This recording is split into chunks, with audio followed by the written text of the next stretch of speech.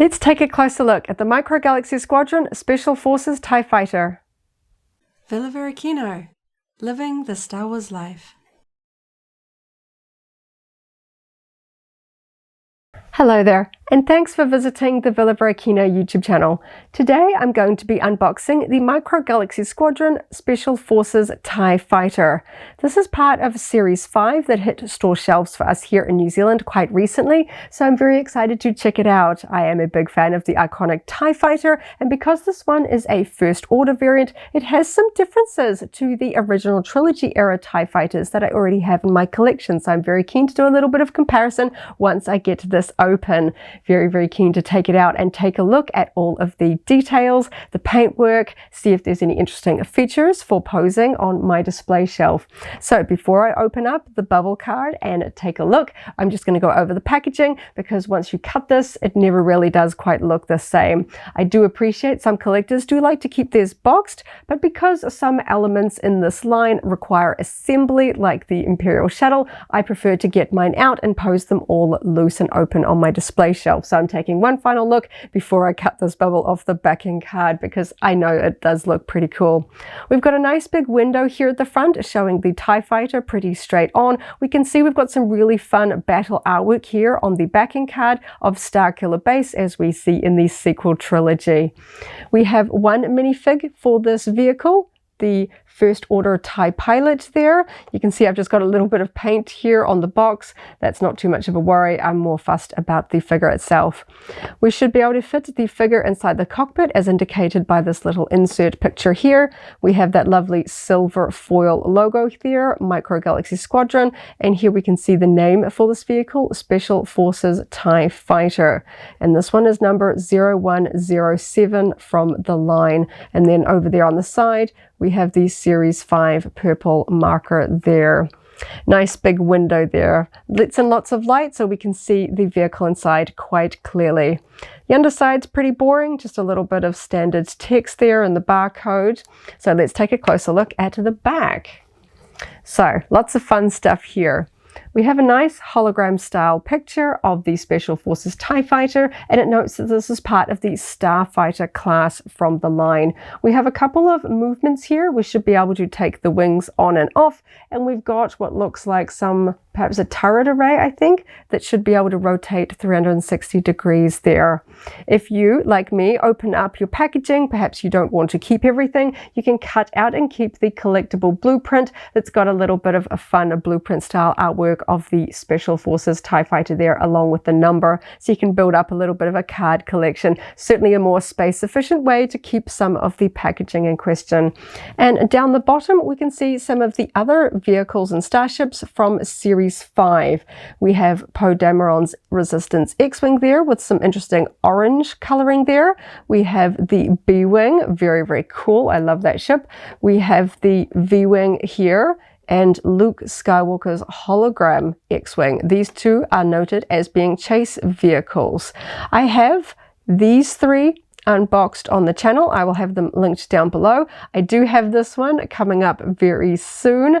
I'm leaving this one till last because I've opened up a couple of X-Wings, but I do want to see this one out because that orange is really fun.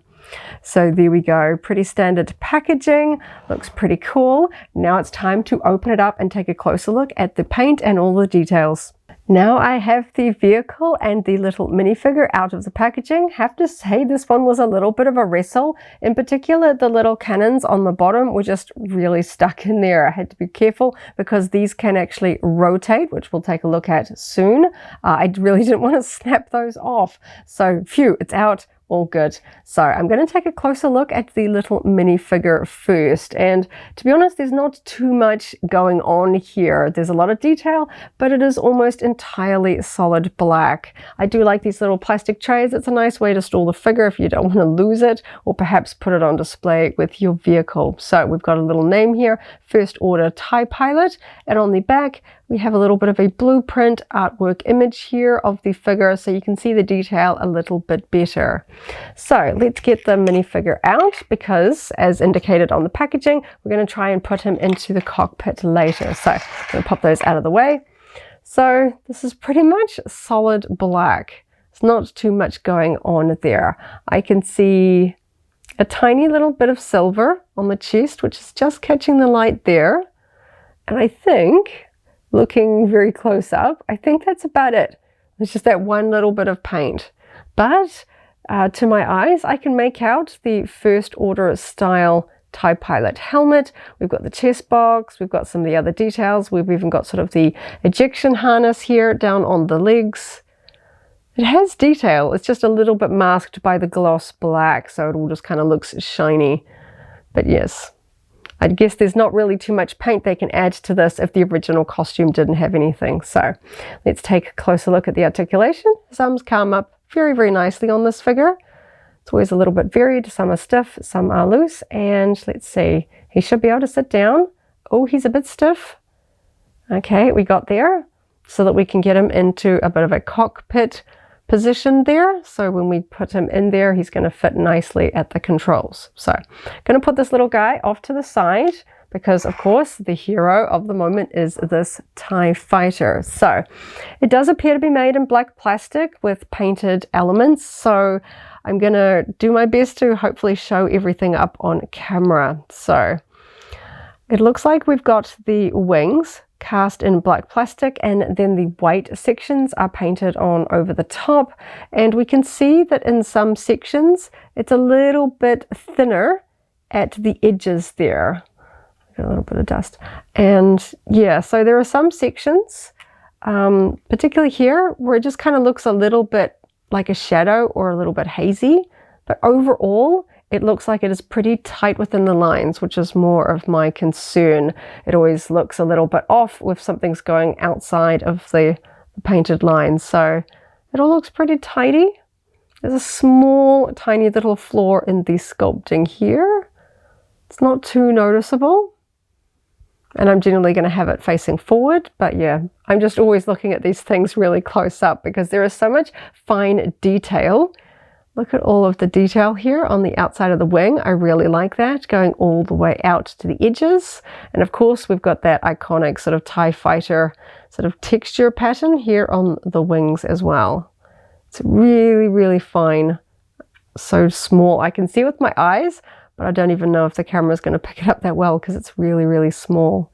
So yeah, we've just got a little bit of variation around the edges, but it almost just kind of looks like shadowing. It's not really drawing my attention in a negative way. We can kind of see it in some sections, perhaps up here a little bit, where the paint is a little bit thinner towards the edges of the masked area, so the black is coming through just a little bit more strongly there and there. But it is a Starfighter, you know, we're going to have some damage. And I feel like the paint on this panel is a little bit thicker. It's almost masking some of the texture, especially when we compare it to the one over here. I can still see all of that sort of fine line surface detail. Here the paint is a little bit thicker, so it's almost those small lines. But it's not the kind of paint flaw or paint variation that's really going to grab my attention, because as I'm looking at this, there's no weathering that we see on some of the other ships that have sort of like a dirty wash or something like that. There are no sort of blast effects or anything on this one. It has a very clean finish, which I really like. So of course we're going to take a look at some of the other details, and because these wings kind of completely create a shadow on the inner cockpit, I'm going to take a closer look at the wing functionality. That means that we can pull these off. So I'm hoping that they're just going to slide off with a bit of, I don't know what the best way to pull them off is. Okay, they're a little bit stiff. I don't want to grip it from the outside. Wow, those are really, maybe this one will come off a little bit better. Okay, there we go. So I'm going to try and get the other one off as well. Oh, golly, wow, that's really well attached. I thought for perhaps a bit of a play feature, they would just slide on and off. So now we can take a closer look at the cockpit. Actually, while I've got these off, we can see the attachment points here. There we go. Lots and lots of detail on the inner surface. And I thought it was interesting, the inner surface of this one has a fairly large section there for the copyright stamp. Kind of wish that was on the underside of the cockpit rather than on the inside of the wing, But to be honest, once it's sort of in there, this is going to be the outside. I'm not really going to notice that too much. But yes, that is there. We can see that there is a little bit of an asymmetry here in the connection point. So you can make sure that you put your wings back on the right side. You won't accidentally get those mixed up. But yes, they were on there pretty securely. So I guess they don't want to have them sort of falling off if you have them on display, and then the wings are going to sort of slide off with tension over time. But here we go. Here is the cockpit a little bit better. So with the wings off, hopefully we can take a closer look at all of this black on black detail a little bit clearer. I'm definitely keen to check it out because this cockpit is larger than that of the original trilogy era TIE fighters, because this one can fit 2 figures. Wasn't really clear on the packaging, but as we know in The Force Awakens, it can fit 2, and they have replicated that for this one here as well. It was a little bit interesting that we only get 1 minifigure rather than 2 for this one. Generally speaking, if a vehicle can fit a couple, I generally like it if they include a couple. I don't think it would have broken the bank to include even just 2 of these tiny little figures, so that we could put 2 TIE fighter pilots in here to flesh it out. But of course, once it is on display, we're not really going to see it much here. We have a little bit of a window at the top that does let some light in, but honestly, it is black on black on black. Once that figure's in there, I'm not sure that we're going to see it very clearly, but definitely keen to check out all of the details. So we've got some red detail around here to the side, which is kind of fun. And of course, we've got this dark red translucent window here, accented with a white or very pale gray paint lines there. Iconic TIE fighter window, of course. And then we've got the same dark red translucent plastic here for the top window. We've got a little bit of a window out to the back, of course, here as well. So we can kind of see through it. You can just kind of see my hand all the way through, but it's not really letting in too much light. I get the feeling it's going to look a little bit dark when we get the figure in there. We've got the underside with some fun sculpted details there with this little weapons array, which does move. Very clicky, but we can maneuver that around. And it's got tiny little red dot accents there, as well as these front ones here as well. So that looks kind of fun. This array up here looks fixed in place. I don't think it doesn't move. And that's on the top, so it's not going to be too much of a risk because I wouldn't want to snap that. But that's nice and safely on the top there. It's not going to be too much of an issue there. We've got those side connector points. Lots of fun details, not too much in terms of paint there. Pretty clean lines on the paint, just perhaps a little bit of variation on this edge. But again, it's nothing I would be grumbling about there. It looks pretty clean. I like the splash of red, looks pretty cool. So we've got a little bit of a lip here to open up the cockpit window. Sometimes these can be kind of tricky to get open. Sometimes they are easier. Let's see how well this one's going to open up here. If I can get that in. Okay, I've got to sort of press up because as you can see, the whole window comes up. And hopefully I can show some of the detail. I really like the sculpted element here on the front with the sort of controls and things like that. I think that looks really fun. And inside, it's going to be hard to show it because it's so black. There's 2 seats. I wonder if I can show. You can kind of see, rather than them being the more accurate back to back, they're kind of side by side. And then this one is facing, we can see the back of the seat here facing that way. And this one is facing forward. I'm probably going to put some stills in here to show that a little bit better because this is really dark. There's no paint on the inside other than just the black plastic. And this is kind of creating a bit of shade there as well. But we can sort of see that from the front. You can see the seat back here. So that one's going to face the back. And this one here is facing the front. So when we get a minifigure in, if he's going to be the pilot facing forward, he's going to sit on the side. So he's going to be a little bit hidden, I think, once we get him all the way in there.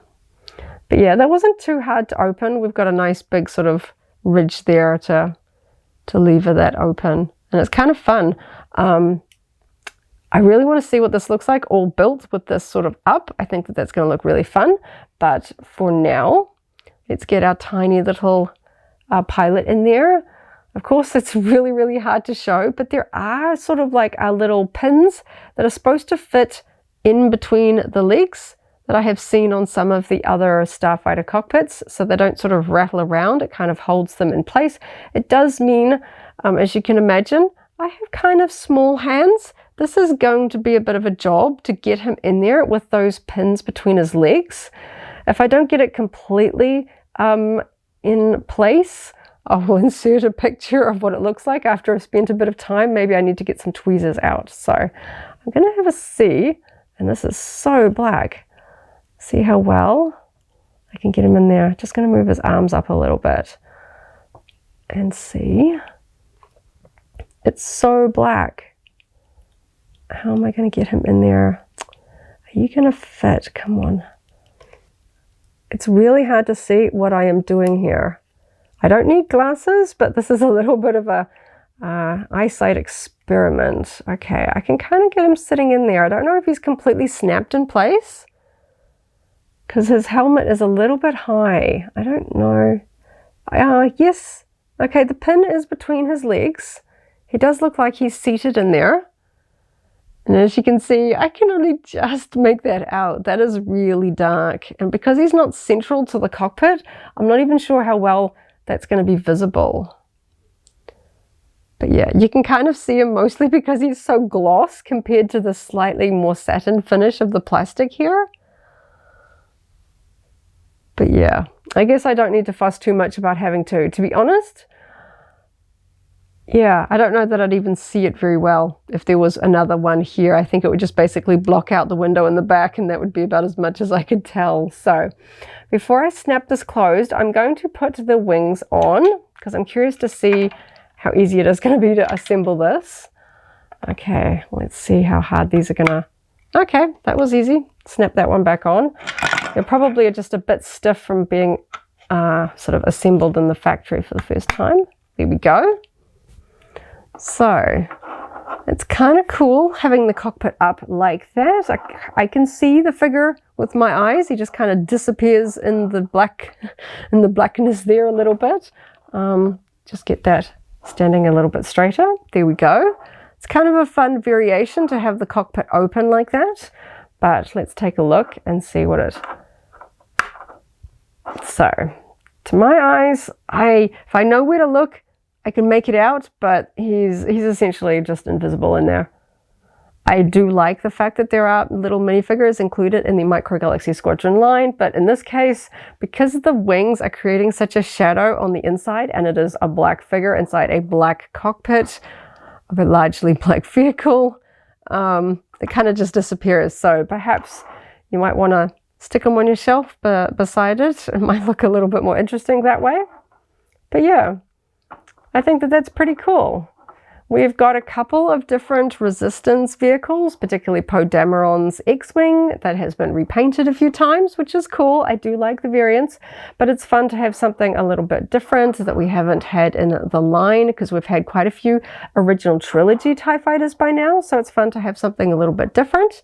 And speaking of original trilogy TIE fighters, let's do a little bit of a size comparison. So the one I have on hand is one that I have unboxed earlier. This is the Chase variant, which is Sabine's TIE Fighter from Rebels.